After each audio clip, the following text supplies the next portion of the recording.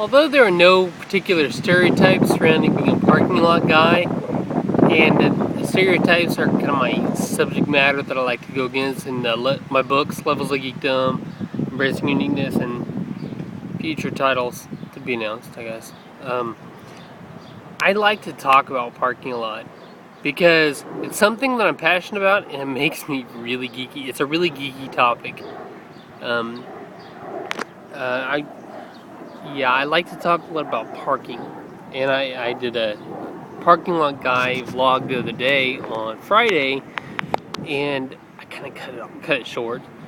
And if I had some real editing software, someday I'm gonna get some real editing software, and I'm gonna like splice videos together, like this video. I put on the end of that, and I mention it. I just edit it together because it's like a continuation. I was about to tell about when my daughter came home from school with she's a member of the AAA after school safety guard. I don't know what it's called exactly, but they wear sashes, bright green sashes and bright green hats, which green's not my color. Orange is my color. I just prefer orange, safety orange over safety green. But oh my goodness, the pride that I felt when I saw her get the sash, because she's going to be a parking lot girl, and just weird. I mean, they just pretty much wave cars on when they come through in the afternoon after to pick up the kids and walk the kids out to like the walkers. They walk the group out, and they just safety patrol stuff. That's what I was doing in 6th, 7th, and 8th grade. There was a group. I don't know. We had safety patrol duty, and not everybody in the class did it, but we rotated. So it's not like I did it every day, but I did it. I did it at least like twice a week. I think all 3 years in 6th, 7th, 8th grade. I did a lot, and it was after school. There was a team of I think 3 people, because there was a parking lot in front of the school, parking lot behind the school, and then the driveway, and we had to stop traffic up here whenever someone's coming out, because it was wide enough for 1.5 cars. It wasn't a 2-lane driveway, so the guy in the middle had to relay the message to the guy on the end: hold him up, let him go. Hold him up, let him go. That's all they had to say. Hold him up. And then a couple seconds later, you had to watch traffic. 30 seconds later or so, let them go. So because head-on collisions would really suck. Okay, so that's where I started my first real experience, and then I grew up and became a parking lot guy. And I'm very well known as a parking lot guy. Actually, one of the first times Pastor Bill ever called me by name and said, "Hey Phil, come do this. Hey Phil, can you?"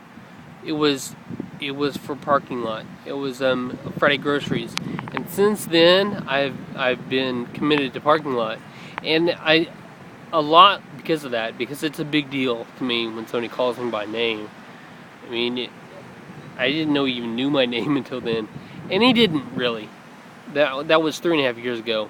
He didn't know my name. He had to ask somebody else, and so he called me by my name. But since then, it was like I've been brought up in staff meetings and stuff. They say, "You got to talk about Phil. The guy with the orange hat. That's what it was before, the guy with the orange hat." And then they knew my name, and my wife's on staff, so they knew me. And I went through the internship program, so they knew my name, and it feels really good. But being the parking lot guy is, I don't know. I went more to my identity than just be the parking lot guy. And I guess when I dig deep, people know me for more than that. But a lot of people, that's all they know me for, is just working in the parking lot. There are pluses and minuses to that. Plus, people actually know who I am. That's great. And it feels good to have a reputation. When I'm not there, they say coming to church wasn't the same because you weren't in the parking lot on Wednesday. I've heard that. Because Wednesday nights, there's only a couple guys that do parking lot, and I do it consistently, so people come to, can recognize me just for that, and that feels good. It really boosts my ego, which ego is something I have a hard time, I've had a hard time expressing or dealing with, or most of my life I've not felt like I was good enough or strong enough or I was something enough, and it's good to have an identity, but I just also feel this urge to do something different. I have passion for the parking, and I always have passion for the parking because I love the idea of having a parker. My premise for my first book on parking, Every Church Needs a Parker, is that every church needs a parker. Duh. That it's important. It's a key role. You have someone outside. I'm not dumb enough to think that it's necessary to have somebody direct you where to park, but because people do at Walmart, they park all the time. They park outside the lines. They park where there's not spots. It drives me crazy when I go to Walmart. But back to what I was saying, it's not so big of an ego trip that's why it's so important. But why it's so important is because we're safeguarding lives and property, and we're greeting. That's very key. Every church needs somebody to help soften the hearts of the visitors. Someone needs to be out there. There needs to be a church presence in the parking lot to greet people when they first come on campus, not when they come to the building, because they've already been out of their car. It's been 2 or 5 minutes, maybe, and they walk from the car, and now you need somebody to greet them. You say welcome, say hi, say how you doing, point you in the right direction. Because visitors, they'll be like, I don't know where to go. You can spot a visitor because many times they just deer in headlights. Just gaze around. Say, hey, how you doing? Go in the sanctuary, you point them out. The kids go over there. It's necessary to have a parker. Necessary. Man, train of thought. I need to start writing these down, maybe and reading my vlogs, because they get really way off. I'm sure I had a point somewhere. Call by name. How do I do it? I feel called with something else. I was talking about the pros and cons of being in the parking lot. It feels good to have something, but there's got to be more. There's got to be something different. And I felt an urge for a long time to do something different. And most of y'all recognize, I'm talking about different within the church. So actually, like a ministry type thing.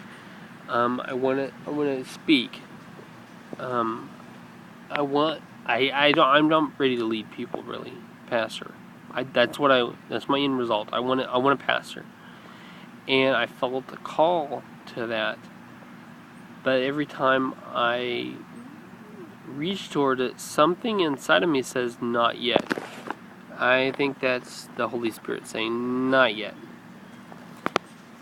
There's not a no, though. It's always yes and amen when you come to the Holy Spirit asking questions. But it is a not yet. Because I have some growing to do. To get out of the parking lot, to lead a church, to pastor.